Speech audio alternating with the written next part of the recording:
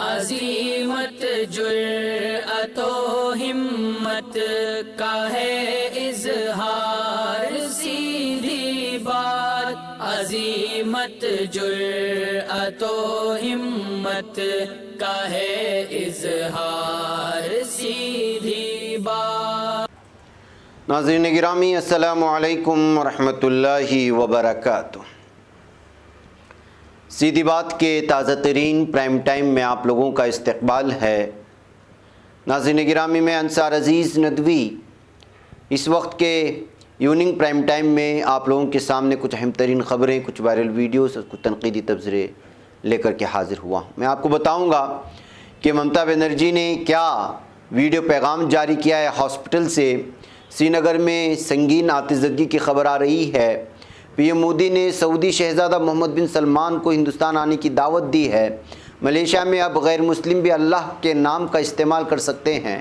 حیدرآباد اور آگرہ میں خوفناک دو سڑک حادثوں نے تمام لوگوں کا دل دہلا کر رکھ دیا ہے۔ تو وہیں پر پاکستان کے عظیم کرکٹر نے کیا دعویٰ کیا ہے، وہ میں آپ کو بتاؤں گا کہ کس طرح سے سعودی عرب میں خلیفہ ہارون رشید کے دور کے دینار دریافت ہوئے ہیں اور 12,000 بچے کس طرح جنگ کی نظر ہو جاتے ہیں۔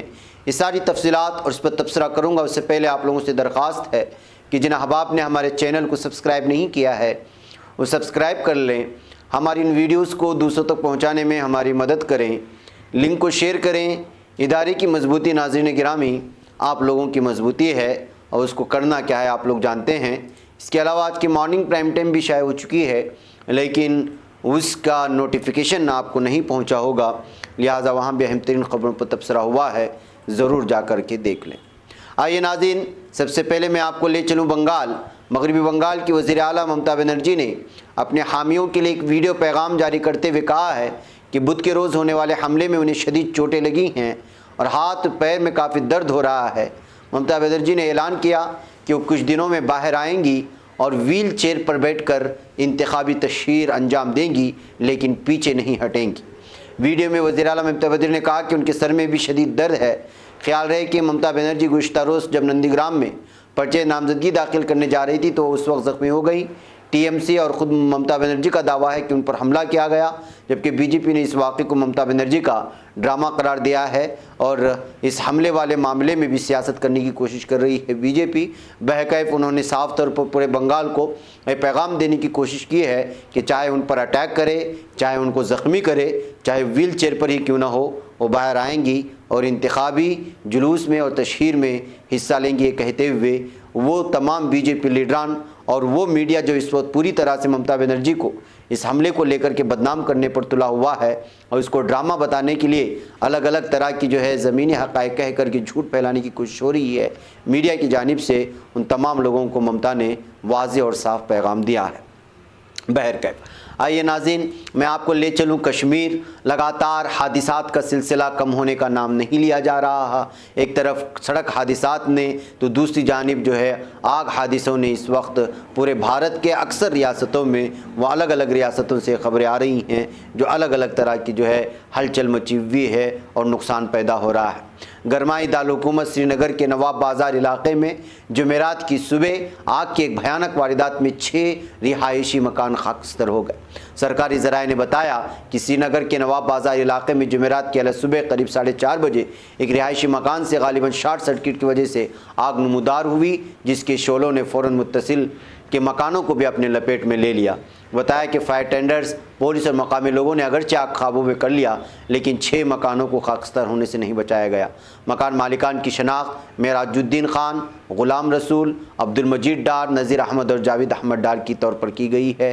عبد القیوم، توحید شوکت ڈار، منیر احمد ڈار اور محمد شفیع، یہ تمام لوگ مشترکہ مکان میں ایک ساتھ رہتے ہیں۔ ناظرین گرامی، آپ اندازہ لگا سکتے ہیں کہ کیا سچویشن ہے کشمیر میں، جموں میں کیا حالات بنائے جا رہے ہیں۔ ایسے میں اس طرح کے حادثے جب پیش آتے ہیں تو لوگ بے گھر ہو جاتے ہیں اور ان کا جینا دوبھر ہو جاتا ہے۔ بہرکیف ناظرین گرامی، آج جب پی ایم مودی نے سعودی شہزادہ محمد بن سلمان کو فون کر کے ان سے گفت و شنید کی تو پورے میڈیا میں یہی خبر ہلچل مچاتی رہی۔ جی ہاں، ہندوستانی وزیر اعظم نریندر مودی نے سعودی عرب کے شہزادے محمد بن سلمان کے ساتھ ٹیلی فون پر گفتگو کی اور اس دوران انہوں نے دونوں ممالک کے درمیان کاروبار اور سرمایہ کاری کو وسعت دینے کی خواہش کا اظہار کیا، اور انہوں نے اس گفتگو کے دوران خصوصی طور پر گزارش کی کہ دونوں ممالک کے درمیان کاروباری رشتے مضبوط ہونے چاہیے اور سرمایہ کاری کی توسیع سے دونوں فریق کو فائدہ ہوگا۔ ساتھ ہی پی ایم مودی نے شہزادہ محمد بن سلمان کو ایک بار پھر ہندوستان کا دورہ کرنے کی دعوت دے دی، جس کو لے کر کے اس وقت یہ ساری سرخیاں چھائی رہی ہندوستانی میڈیا میں۔ بہرکیف اب دیکھنا یہ ہے کہ یہ جوڑی کہاں تک جاتی ہے اور کس طرح جو ہے آپسی تعاون کرتے رہتے ہیں۔ ناظرین آئیے میں آپ کو لے چلوں ملیشیا کی ایک اہم ترین خبر کی جانب۔ ملیشیا کی عدالت نے ایک عرضی پر سماعت کرتے ہوئے فیصلہ سنایا ہے کہ غیر مسلم بھی ایشور یعنی بھگوان کو مخاطب کرنے کے لیے اللہ لفظ کا استعمال کر سکتے ہیں۔ مسلم اکثریتی ملک ملیشیا میں مذہبی آزادی کے تقریبی ایشوز پر یہ ایک انتہائی اہم فیصلہ ٹھہرایا جا رہا ہے، کیونکہ ملیشیا حکومت کے ذریعے غیر مسلموں کو اللہ لفظ استعمال کرنے کی اجازت نہیں دی جاتی۔ حکومت کے ذریعے غیر مسلموں کو اللہ لفظ استعمال کرنے پر لگائی گئی پابندی کو چیلنج کرنے والے گروپ کے وکیل یہ زیویئر نے بتایا کہ ہائی کورٹ نے عیسائی پبلشنگز کے ذریعے اللہ اور عربی زبان کے 3 دیگر الفاظ کے استعمال پر 35 سال سے لگی روک کو رد کر دیا ہے اور اس پابندی کو غیر آئینی قرار دیا ہے۔ حکومت نے پہلے کہا تھا کہ اللہ لفظ کا استعمال صرف مسلمان کریں گے تاکہ غلط فہمی کی اس حالت سے بچا جا سکے جو انہیں دیگر مذاہب میں داخل کر سکتی ہیں۔ یہ ملیشیا میں اپنی طرح کا بالکل الگ معاملہ ہے اور دیگر مسلم اکثریتی ممالک میں ایسی کوئی پابندی نہیں ہے جہاں پر اچھی خاصی تعداد میں عیسائی اقلیت رہتے ہیں۔ ملیشیا کی عیسائی لیڈروں نے کہا کہ اللہ لفظ کے استعمال پر روک غیر واجبی ہے کیونکہ مال زبان استعمال کرنے والے عیسائی آبادی طویل مدت سے بائبل، عبادتوں اور گیتوں میں ایشور کو مخاطب کرنے کے لیے اللہ لفظ کا استعمال کرتی رہی ہے جو عربی زبان سے لیا گیا ہے۔ ہائی کورٹ کی طرف سے دیا گیا حکم 2014 کی ملک کی وفاقی عدالت کے فیصلے کے برعکس ہے، جس نے رومن کیتھولک چرچ کی طرف سے قانونی چیلنج پر حکومت کی پابندی کے حق میں فیصلہ دیا تھا۔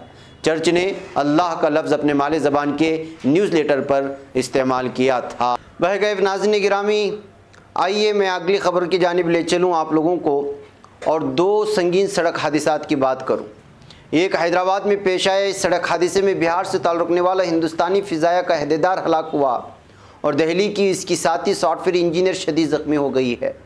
یہ حادثہ کل شب حیدرآباد کے نواں میں واقع نارسنگی کے مائی ہوم اوتار کے قریب اس وقت پیش آیا جب ان کی بائک چوراہے کے قریب حال ہی میں تعمیر شدہ گول دائرے سے ٹکرا گئی تھی۔ اس طرح سے اس میں ہلاک ہونے والے کا تعلق ہندوستانی فضائیہ سے ہونے کی وجہ سے یہ خبر بہت زیادہ سرخیوں میں جہاں چھائی رہی وہیں پر آج آگرہ میں بہت ہی خوفناک سڑک حادثہ پیش آیا۔ اتر پردیش میں ضلع آگرہ کے اعتماد الدولہ علاقے میں صبح خوفناک سڑک حادثے میں اسکارپیو گاڑی میں سوار 9 افراد کی موت ہو گئی، 3 دیگر زخمی ہو گئے۔ Police superintendent city Rohan Pramod نے اطلاع دی کہ حادثہ اس قدر خطرناک تھا کہ اس میں بیٹھے ہوئے لوگوں کو جو آپس میں چپک گئے تھے نکالنے کے لیے کئی گھنٹوں تک محنت کرنی پڑی۔ زخمیوں کو اسپتال میں داخل کرایا گیا۔ 8 افراد کی موقع پر ہی موت ہو گئی۔ ایک زخمی نے راستے چلتے لے جاتے ہوئے دم توڑ گیا۔ اسکارپیو میں 12 افراد موجود تھے، سبھی کا تعلق بہار کی ضلع گیا سے تھا۔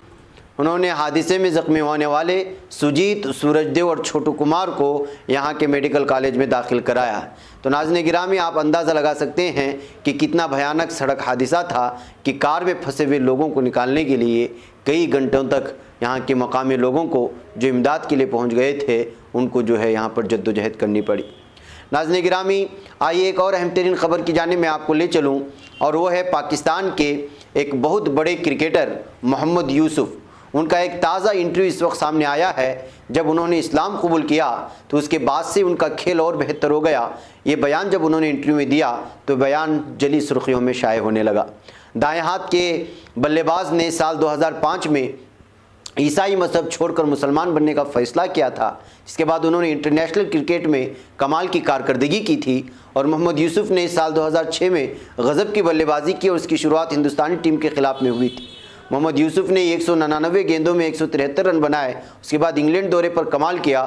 2006 میں محمد یوسف نے 99.33 کی اوسط سے 1788 رن بنا ڈالے تھے۔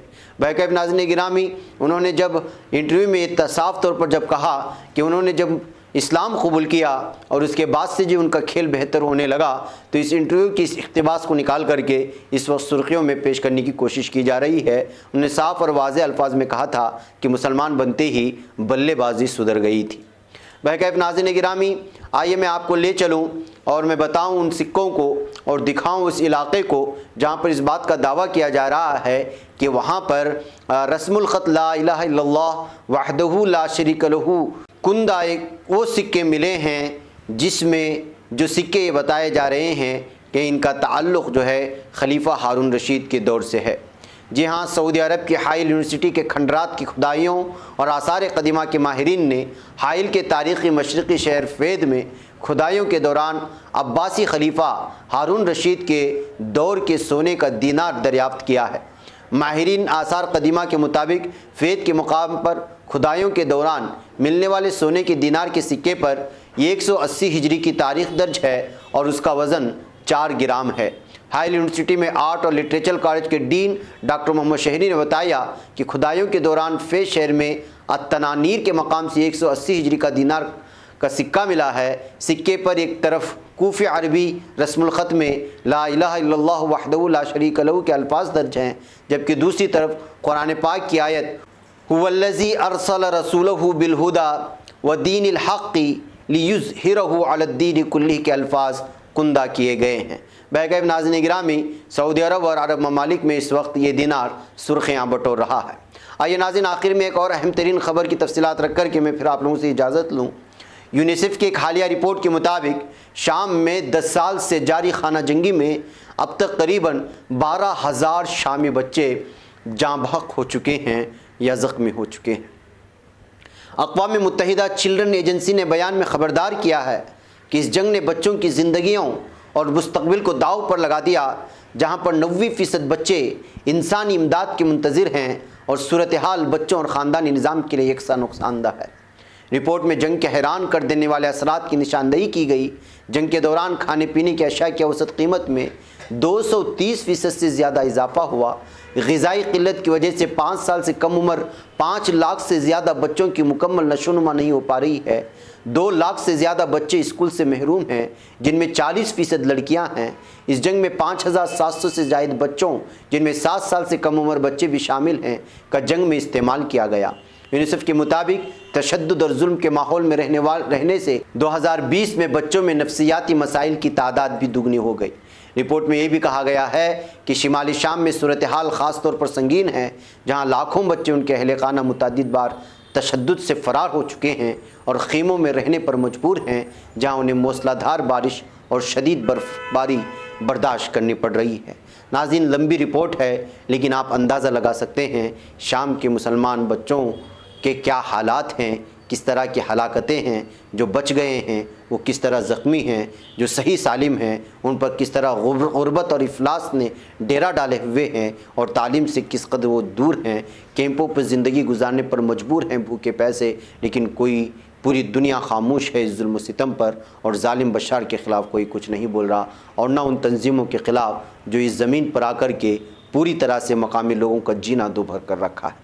بہرکیف ناظرین گرامی، مجھے یہاں پر اجازت دیں، انشاءاللہ پھر آپ لوگوں سے ملاقات ہوگی۔ السلام علیکم ورحمۃ اللہ وبرکاتہ۔ خبر پڑھنے کا تم نے بھی عجب انداز پایا ہے، رواداری کے جذبے نے بھی تم پہ ناز پایا ہے، اسی راہ میں محبت کا حسین اعزاز پایا ہے، تمہیں ہر انجمن میں ہم نے تو ممتاز پایا ہے، تمہیں سے ہے ترقی پر عزیز انصار، سیدھی بات عظیمت جرأت و ہمت کا ہے اظہار، سیدھی بات عظیمت جرأت و ہمت کا ہے اظہار،